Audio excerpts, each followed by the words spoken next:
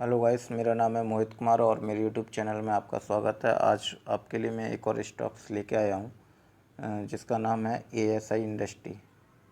ASI industry IN ASI industry. और ये जो कंपनी है, ये कंपनी नेचुरल सोर्स पर बेस्ड है। नेचुरल सोर्स पर वर्क करती है, जैसे स्टोन माइनिंग, विंड पावर, इस पर वर्क करती है। और इसका जो अभी मार्केट प्राइस है, वो इसके स्टॉक का जो मार्केट प्राइस है वो अभी 27 रुपीज़ चल रहा है और बहुत अच्छी ग्रो कर रही है। 1 ईयर्स में इसने बहुत अच्छा रिटर्न दिया है, 300% के एबव दिया है इसने। तो इसलिए मैंने आपको ये बताया। तो इसकी पहले हम वेबसाइट पर चलते हैं। इसकी वेबसाइट है ये ASI इंडस्ट्री। ASI इंडस्ट्री है ये। इसके जो मेन प्रोडक्ट हैं, और प्रोडक्ट ये आगे नेचुरल स्टोन्स पर है, नेचुरल स्टोन्स, और दूसरा है विंड पावर।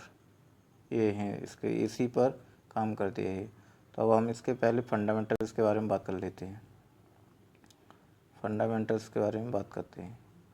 तो ये है ASI इंडस्ट्री लिमिटेड, और मार्केट कैप जो इसका अभी है वो मार्केट कैप 249 करोड़ का है, और जो करंट प्राइस चल रहा है वो 27 रुपये का है। जो स्टॉक का जो PE है वो 13.4 है, वो बहुत अच्छा है। डिविडेंड यील्ड नहीं दे रही है ये कंपनी, और रिटर्न ऑफ कैपिटल एम्प्लॉयड 7% है। रिटर्न ऑफ कैपिटल एम्प्लॉयड 7% है, और रिटर्न ऑफ इक्विटी 10.7% है। डिबेट भी इस पर बहुत है, 266 करोड़ का इस पर कर्ज है। रिटर्न ओवर 1 ईयर्स में इसने रिटर्न 342% का दिया है, यानी कि पैसे को 342 गुना तक किया है इसने। और फ्री कैश फ्लो भी इसके पास बहुत है, 335 करोड़ है, यानी कि इसके पास जो डिबेट है 266 करोड़ का वो आराम से पटा देगी। तो मतलब एक तरह की डिबेट फ्री कंपनी है। और अर्निंग पर शेयर EPS वो भी सही है, 2 रुपये 17 पैसे है। 5 ईयर्स में रिटर्न सही दिए हैं, 14.4% दिए हैं इसने रिटर्न। अब हम इसके प्रोस कॉन्स की बात कर लेते हैं। प्रोस की बात करते हैं तो stock is trading at 0.74 times it's book value. जो इसका स्टॉक है वो अपनी बुक वैल्यू से 0.74 टाइम्स ट्रेडिंग कर रहा है। और कॉन्स की बात करें, कॉन्स की बात करते हैं तो the company has delivered poor sales growth 0.12% over past 5 years, यानी 5 साल में इसकी जो सेल्स है वो डाउन हुई है 0.12%। और company has low returns equity, low return on equity of 9.51% for last 3 years. जो इसकी रिटर्न ऑफ इक्विटी है ROE वो 9.51% डाउन हुई है लास्ट 3 ईयर्स में। और earning include an other income of 19.16 crore, यानी कि जो अदर इनकम है इसकी कंपनी की वो 19.6 करोड़ है। कंपनी हैज हाई डिविडेंड्स, जो डिविडेंड्स हैं उन्होंने 182 डेज दिए हैं। और dividend pay out has been low at 8% of profit of last 3 years, यानी कि इसने बहुत ही कम डिविडेंड दिया है लास्ट 3 ईयर्स में, 8% ही दिया है। तो अब हम इसके वो रिटर्न्स की बात कर, हेलो गाइस, तो अब हम इसके रिटर्न्स की बात कर लेते हैं। तो इसने जो 1 वीक में इसने जो रिटर्न्स दिया है वो 41% का दिया है, और जो लो था 19 रुपीज़ और हाई गया था 27 रुपीज़ का।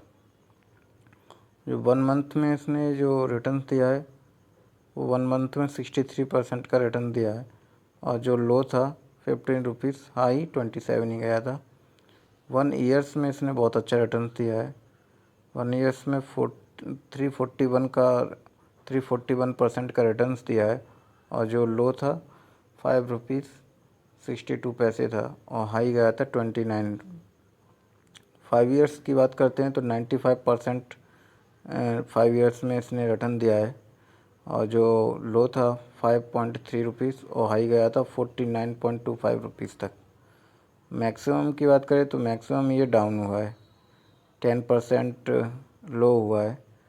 और जो इसका प्राइस था वो ₹3.07 था और जो हाई गया था ₹49.25 तक। SIP की बात करें तो SIP पे इसने 63% का रिटर्न्स दिया है।